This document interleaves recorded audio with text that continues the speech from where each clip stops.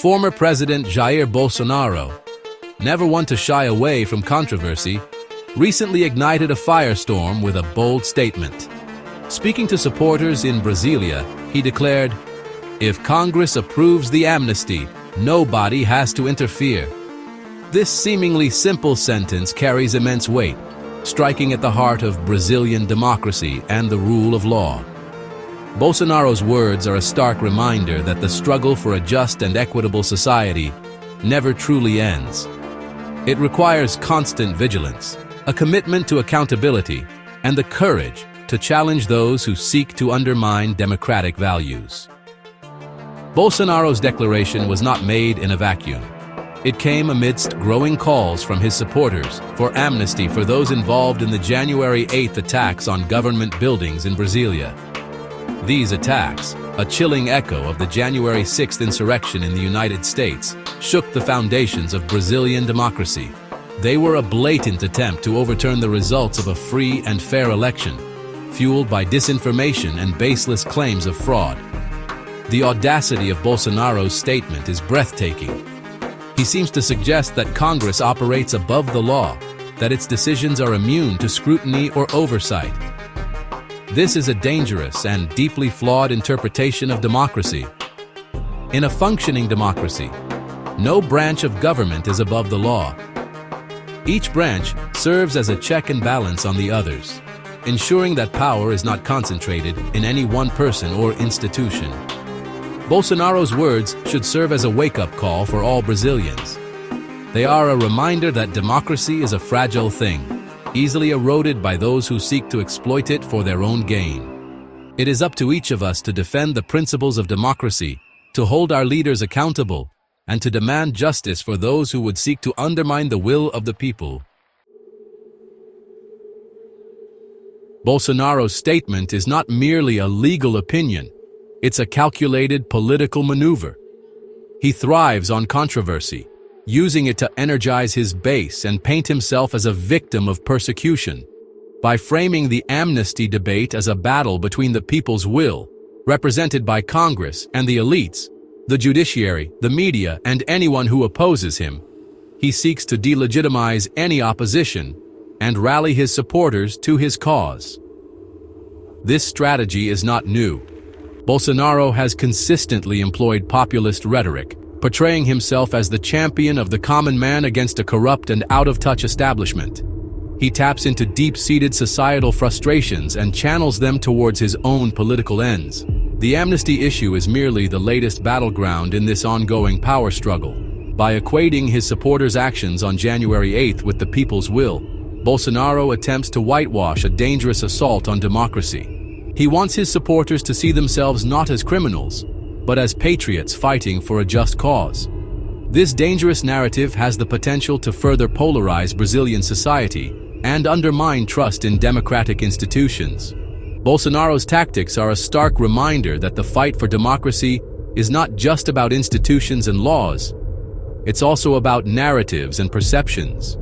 It's about combating disinformation, challenging harmful rhetoric, and promoting a shared understanding of democratic values.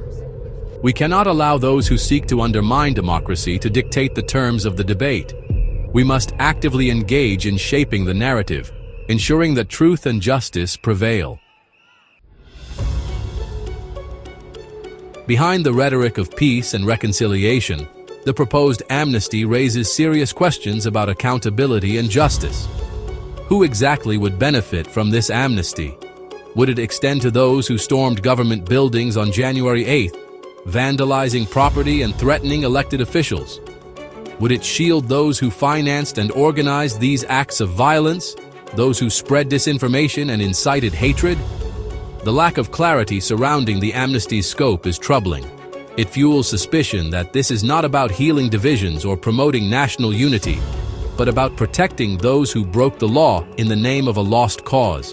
It raises concerns that this is yet another attempt to rewrite history, to erase the memory of a dark chapter in Brazilian democracy. Furthermore, the very notion that a democratically elected Congress could grant amnesty for attacks on democracy itself is deeply troubling. It suggests a fundamental misunderstanding of the purpose and limits of democratic power. The right to peaceful protest is a cornerstone of democracy, but it does not extend to violence, intimidation, or attempts to overturn the will of the people. To suggest otherwise is to undermine the very foundation of democratic governance. The push for amnesty should be a cause for concern for all Brazilians who value democracy and the rule of law. It is essential that we demand transparency and accountability from our elected officials. We must ask tough questions about who stands to benefit from this amnesty and what message it sends about our commitment to justice and the rule of law. The current debate over amnesty in Brazil carries a particularly heavy weight due to the country's history. The military dictatorship that ruled Brazil from 1964 to 1985 used amnesties as a tool to shield itself from accountability for human rights abuses. The 1979 Amnesty Law, while granting amnesty to political prisoners, also protected those responsible for torture, disappearances, and extrajudicial killings.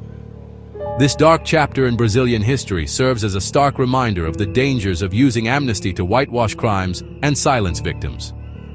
It underscores the importance of truth, justice, and accountability in the aftermath of political violence. To grant amnesty without a full accounting of the crimes committed is to betray the victims and pave the way for future abuses. The parallels between the current situation and the dictatorship era are undeniable. Once again, there are calls for amnesty in the wake of political violence. Once again, there are concerns that this amnesty will be used to shield those responsible for heinous crimes. And once again, it is the Brazilian people who must stand up and demand justice. We cannot allow the mistakes of the past to be repeated. We cannot allow amnesty to become synonymous with impunity.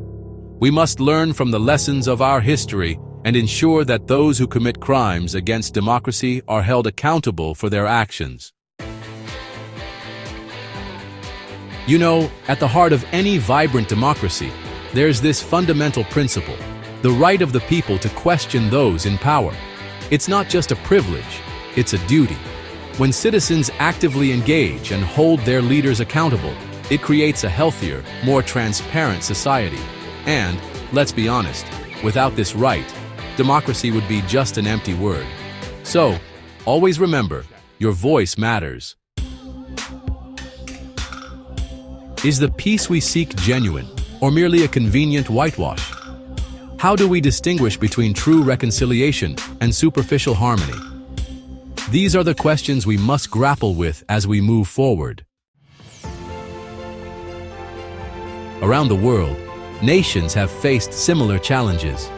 From South Africa's Truth and Reconciliation Commission to Germany's reckoning with its past, we can learn valuable lessons.